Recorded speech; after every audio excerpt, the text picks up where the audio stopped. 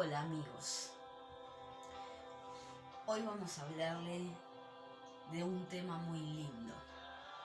Soy Virginia Vir Yoga para ustedes y les traigo un tema muy contundente.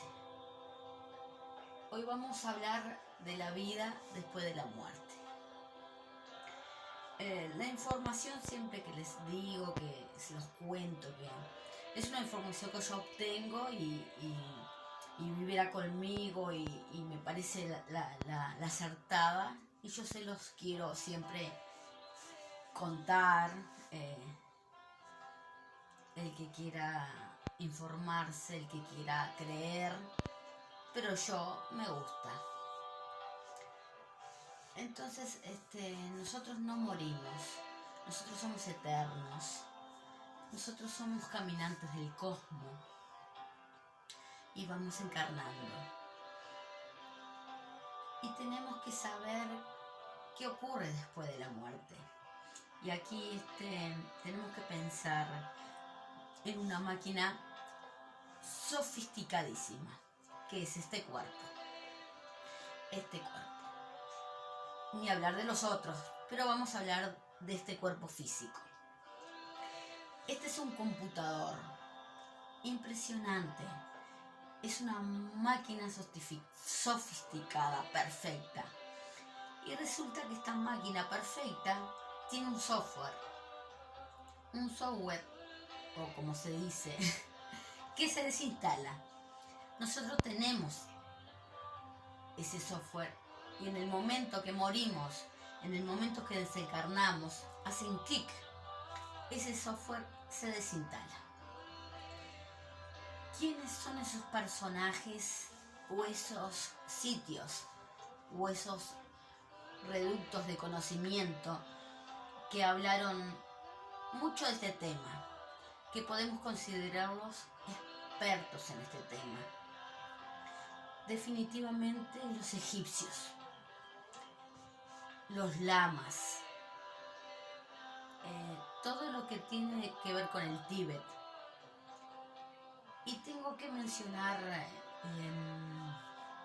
a la señora María de Magdala. No sé si la tienen impregna en sus mentes. Y vamos a hablar de la vida después de la muerte. Porque nosotros tenemos un origen en el espacio. Nosotros venimos de las estrellas. Y este planeta azul, donde estamos encarnados, es un entrenamiento mental.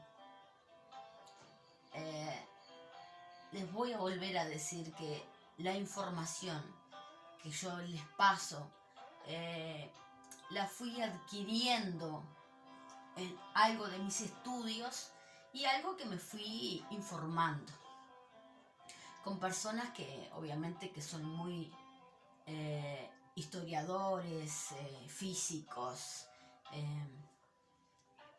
Entonces se la quiero decir. El alma y toda nuestra composición y todos nuestros componentes son eternos. Verdaderamente, ¿qué es la muerte? Es la desinstalación de ese software.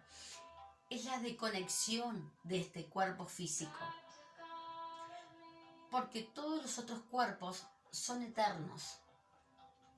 Y por eso insisto en que estamos hablando de la vida después de la muerte. Nosotros estamos apegados a esta existencia. Es el mayor apego que tenemos todos los seres humanos.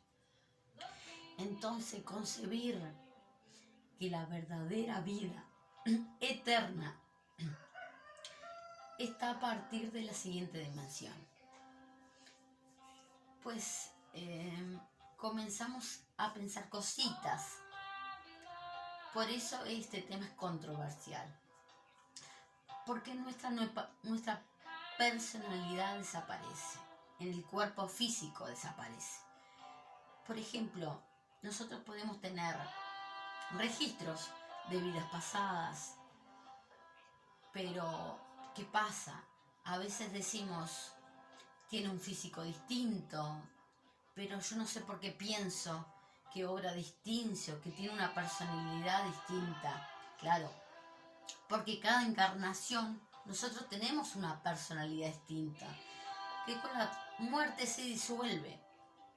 Entonces eso tenemos que tener en cuenta. ¿Qué queda? Se va la personalidad y se va el cuerpo físico. Queda toda la memoria de nuestra vida, de nuestras vidas. Queda la dimensión del tiempo, queda la dimensión de la mente, la conciencia, el alma, ese cuerpo maravilloso que es la voluntad, el ser interno. Verdaderamente, miren, lo que desaparece es este vestido.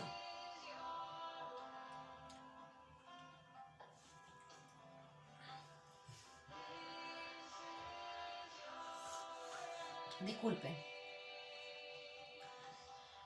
Igual que ocurre cuando por la noche nosotros nos quitamos esta ropa y quedamos desnudos para ponernos el pijama. Y la comprensión de esto, que hay vida mucho más allá de la muerte, es importante. Todos conocemos y hemos oído hablar, y casi que ahora es con más frecuencia, de experiencias cercanas a la muerte. Hay toda clase de personajes de distintas disciplinas, pero voy a mencionar 3 en particular. Médicos, porque han estado muy cercanos a la muerte, y son personajes con una academia, con un cerebro científico, que podemos considerarlos incrédulos. Lo mismo sucede con psiquiatras. Mencionemos, por ejemplo, a Jung y los astronautas. Son personas que de distintas formas accedieron, tanto los médicos como los psiquiatras, a este más allá. Y los astronautas, que vieron en sus viajes toda clase de cosas. ¿Y qué pasa con estas personas? Que se vuelven definitivamente místicos y comienzan a entender que verdaderamente no morimos. Comienzan a entender que somos eternos y que somos unos caminantes del cosmos. Al comienzo les mencioné a los egipcios. ¿Se acuerdan que nosotros cuando íbamos a la escuela, que éramos chicos, teníamos esa historia tan linda de los egipcios? No sé si quizá todos, pero la mayoría de nosotros conocimos algo o entramos en esas historias de los egipcios. Es extraordinario. Como ellos sabían. Y piensen que ellos tienen los libros de los muertos en un papiro. No, casi podemos decir, sin equivocarnos, que todo el Nilo es el libro de los muertos. En los templos, en todas las inscripciones, en todo, ellos dejaron ese conocimiento. Y es un conocimiento que es de las estrellas. Y es el conocimiento del viaje del alma. Aquí hay que detenernos un poco. Y necesito hacer un llamado de atención. ¿Por qué? Porque digamos que el tema central de ese libro de los muertos es precisamente el pesaje del eje centro-corazón en ese juicio de Osiris. Y ese eje centro-corazón es la médula y el cerebro, que es puesta en una balanza. Y acá está lo que alcanzamos con ese eje y centro corazón. Ese es el juicio de Osiris. Ese es el juicio al que nos sometemos todos en el momento que desencarnamos. Sí, se dice que nos pasa la película, que nos muestran lo que hicimos, lo que dejamos de hacer, que de alguna manera es eso. Ese juicio de Osiris es eso. Y se acuerdan que hay en un video les hablé la pluma y la carne.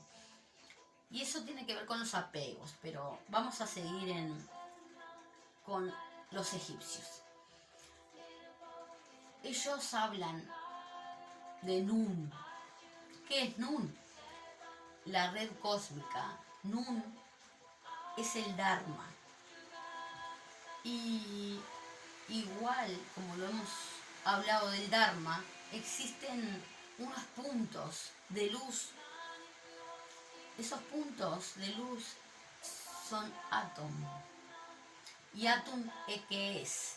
Es el ser de cada uno de nosotros, interconectados en esos puntos. Esto es simplemente una situación de nombres que pasa cuando nosotros desencarnamos. En el momento de morirnos, de la muerte, nosotros entramos al más allá. Y ese más allá, los egipcios le dicen Duat. Duat. Entonces, nosotros pasamos, en este caso, a la siguiente dimensión, al más allá, a enfrentarnos con esa maravillosa verdad, que hay vida después de la muerte, simplemente porque no morimos, porque somos eternos, porque somos de las estrellas. Y aquí estamos en un entrenamiento y en un trabajo. Dentro de este tema hay cosas bellísimas. El alma, el ser, es Atum. El alma es Ba. Y Ba se encuentra con el señor Anubis. El señor Anubis no es de este mundo. Es un ser bondadoso, bellísimo, de una estatura altísima, que tiene una máscara. Dicen los libros y las cosas que se refieren al señor Anubis, que tiene una tez oscura, que es de una belleza indestructible. Discúlpenme por si me enriedo. Que el libro de los muertos habla de 200 sortilegios. Se saben en estos momentos como de 198. Falta poquito. Estos sortilegios, sí, son como magias, como puntos importantes que se leen en ese libro de los muertos. Y quiero aclarar una cosa.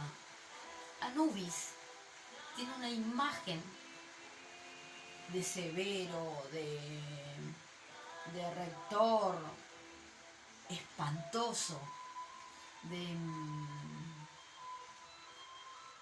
la verdad es un personaje feo. Y es todo lo contrario. Anubis, en el momento en que nosotros entramos a Duat, a ese más allá, ¿qué hace el señor Anubis? Dice, a ver, este personaje, algo tiene que haber hecho. Veamos cómo meditó, veamos que contestó bien, veamos cuánto trabajó con los apegos, veamos, este es un personaje que debió investigar, este es un personaje que debe tener algún conocimiento de la red. Esas 5 misiones que tengo un video atrás hecho. Casi que es un cómplice compasivo para pasar esas puertas. No es como habla el libro. Y con respecto a los egipcios, que eran verdaderamente expertos en este tema, tenemos que hablar de Senet. Senet es un juego de 30 espacios, 3 hileras de 10 espacios. Y es un juego que jugaban los egipcios de izquierda a derecha y de derecha a izquierda. Así iban pasando. ¿Qué es lo que pasa con este juego? El motivo o el propósito de este juego era precisamente aprender de esa vida más allá de este cuerpo físico temporal. Entonces, habían los primeros 10 que tenían que ver con sorpresas. Sorpresas precisas con respecto a la muerte. ¿Qué pasa si te mueres ya? ¿Qué pasa si tal cosa? Y todo relacionado con la muerte. Después había 10 espacios que tenían que ver con la adaptación nuestra a esa muerte, a esa no permanencia, a ese trabajo de ese primer apego a la existencia, que es lo primero que debemos aprender, comenzar a trabajar y de verdad prepararnos. Y por último, había 10 impresionantes de estado de conciencia. ¿Y de conciencia por qué?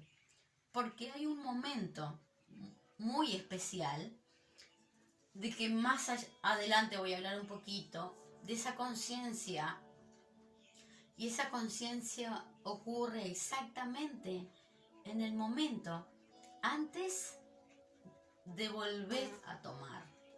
Pero ahorita vamos a hablar de eso. Hablamos de los egipcios y María. Vamos a hablar de María de Magdala. Existe un apócrifo del siglo del 1896, anterior de los apócrifos del siglo XX, que vamos a hablar quién es Magda, que me imagino yo que algunos los tendrán en sus memorias, otros lo llaman María Magdalena. Y entonces no quiero entrar en ese tema, pero solamente quiero hablarles de los egipcios y la vida después de la muerte. Y en ese apócrifos perdón, se lee absolutamente todo de la muerte y se ve cómo disolvemos el caos. Ahí perfectamente se habla en ese libro. Habla de las entidades oscuras. Y son varios los libros que mencionan esta palabra. Las entidades oscuras en la dimensión del tiempo se ven unas figuras complicadas, grotescas, feas, pero no nos pueden hacer nada. Es una manera de que nosotros, de alguna manera, nos impactemos acerca de nuestros propios efectos. Esas entidades oscuras no son del vecino, de mi mamá, ni de mi papá, ni de mi hijo. Esas entidades oscuras y que veo y que voy a ver son las mías, esas que no he trabajado. Ese apócrifo de María habla de ese libro tibetano, de los muertos, del budismo, y quiero que me entiendan, no es que el apócrifo diga el libro tibetano, no, es que nosotros buscamos el libro tibetano de los muertos, el libro de los muertos de egipcios, y vamos buscando esa información, nos damos cuenta que habla de lo mismo, exactamente de lo mismo. Está la constancia del conocimiento. ¿Qué hay que decir de ese libro tibetano de los muertos? Del bardo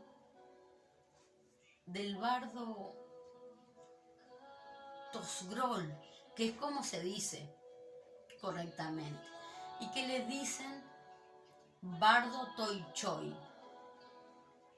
Ese libro, ya hablamos de Padmasambhava, ese personaje fuera de este mundo.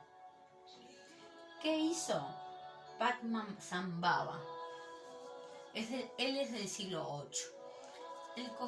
Él cogió, por así decirlo, una palabra fea, pero él agarró el budismo y lo ocultó y escribió acerca de todo este conocimiento, de cómo es la vida después de la muerte. De este libro tibetano existen muchas traducciones, pero casi que la más famosa, como la mejor, es la de Evans. ¿Y qué es el libro tibetano de los muertos? Son las instrucciones de ese software. ¿Qué pasa cuando hace off? Cuando se desinstala, cuando se apaga. Verdaderamente, todo es instructivo. ¿Qué pasa con nosotros en esa comprensión? Bueno, que nos liberamos. Simplemente nos liberamos al comprender que es ese estado intermedio.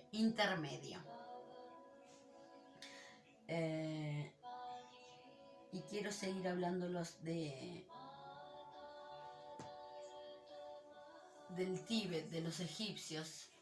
Ese bardo es un corte, es un estado de estar encarnado y estar allá, en la dimensión del tiempo, y donde somos eternos, donde no morimos, donde está la verdaderamente vida después de la muerte, que no la vemos, que no la percibimos, porque estamos con ese apego a la existencia. ¿Qué pasa? Que cuando nosotros morimos, tenemos que hablar, en este caso, de varios cortes. Cuando nosotros desencarnamos, lo primero que vemos es una gran luz que lo ocupa todo. Y lo hemos hablado, que cuando una persona desencarna, lo mejor es decirlo: estás muerto, sigue la luz, sigue la luz. Y viene eso, viene esa luz impresionante que lo ocupa todo. Segundo, un vacío, un olvido. ¿Qué estoy haciendo acá? ¿Qué está pasando allá? Se pierde la memoria, totalmente se pierde la memoria. Después comenzamos como a registrar cositas, a tener como pistas de lo que me está pasando y de lo que está pasando en la tierra, por decirlo así, ¿no? Luego aparecen las luces del apego. Al fondo está esa luz impresionante, pero comenzamos a tener como las tentaciones, y lo digo a propósito porque en algunos casos estamos acostumbrados a oír hablar de las tentaciones del diablo, y el diablo no son sino los apegos. Entonces estas luces del apego es la mamá, el papá, los hijos, el esposo, los bienes, las cosas materiales. Y ahí me puedo como quedar un poquito como embolatado, por así decirlo. Entonces la luz está ya en el final del camino. Y después aparecen los efectos, esas entidades oscuras. Esas entidades oscuras que no me tocan, pero es una manera de registrar lo que no he caminado, el trabajo que no he hecho, a ver si de alguna manera hay un impacto y si son complicados y grotescos en la otra dimensión. Pero vuelvo y repito, no pueden hacer nada, no dañan, es más, es un proceso de impresión. Y cuando ya nos liberamos de todo eso y caminamos hacia la luz, están los seres de luz. Cuando están los seres de luz, está ese momento maravilloso de conciencia. ¿Por qué? Porque en esa vida, después de la muerte, yo retomo esa conciencia, me acuerdo de todo, lo sé todo. Recojo toda la información, comprendo todo. Y en ese momento, donde estoy ya con los seres de luz y en ese momento de conciencia, encarno. Ese proceso, depende del punto evolutivo de que cada uno de nosotros esté. Es más rápido, es más lento. Pero antes de encarnar, viene un momento precioso de reunión con los seres de luz y un momento precioso de conciencia. ¿Y quién gana? ¿Quién gana ahí? ¿Quién avanza? ¿Quién vence? El apego. Y por eso es una de las dos vías. Y por eso es que nosotros debemos sí o sí trabajar de manera consciente y aquí en los apegos. Con respeto al bardo, también vamos a encontrar mucha confusión. Y es que se menciona los 49 días, las 49 niveles, y resulta que esos se ha desvirtuado. Y entonces hablan que a los 49 días encarnamos y que hay que pasar 49 días para llegar a ese punto de luz y de conciencia. No. Esa cifra de 49 tiene que ver con los niveles mentales que ya hemos hablado. Ahora otra cosa quiero aclarar. Cuando encarnamos, en el momento en el que el espermatozoide llega al óvulo, ahí encarnamos. Aunque el nivel médico dicen que no, que aún todavía no es un ser humano, que es feto, que todavía no es vida. Entonces ahí todavía no estamos encarnados. Encarnamos en el momento en el que el espermatozoide pasa la barrera y se junta con el óvulo. En ese momento encarnamos. Se habla del túnel. Claro que se habla del túnel. Y el túnel lo podemos percibir simplemente en el proceso de desdoblamiento. Porque entre la glándula pineal, que está en el tálamo, y el siguiente chakra, que es el de la coronilla, existe un túnel. Ese espacio entre la glándula pineal y la coronilla, ese es el famoso túnel. Y por ahí salimos a desdoblarnos inconscientemente cuando dormimos. Por ese túnel salimos conscientemente cuando nos desdoblamos de esa forma. Y por ese túnel salimos al desdoblamiento definitivo, que es la muerte.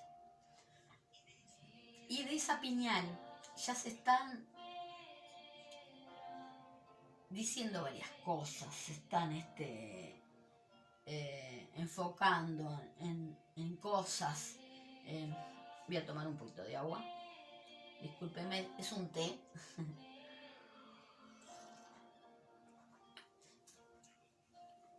A nivel biológico, a nivel médico, a nivel holístico, ya se conocen de muchas cosas. ya se sabe que de ese misterio de sabiduría secreta, porque hemos perdido la memoria cuando entramos en este plano, y de a poco como que vamos conectándonos con ese conocimiento. Y nada, es eso para mí la vida después de la muerte. No lo digo yo, lo digo las informaciones que me he basado, que he buscado, y se las quiero contar, expresar, y el que le guste bien. Y no es mía la información, obviamente que es de otras personas, y yo voy recabando, juntando para llevarlas a sus casas, a sus teléfonos y a su conocimiento. El que quiera escucharme está bien, el que no pase de largo, como siempre digo, es mi verdad y yo creo en lo que escuché, entonces es mi información y para mí es mi verdad porque viviré con esa información. Nada, suscríbanse a mi canal que siempre estoy mandando algún videíto, y muchas gracias por escucharme. Namaste y que la paz esté con ustedes.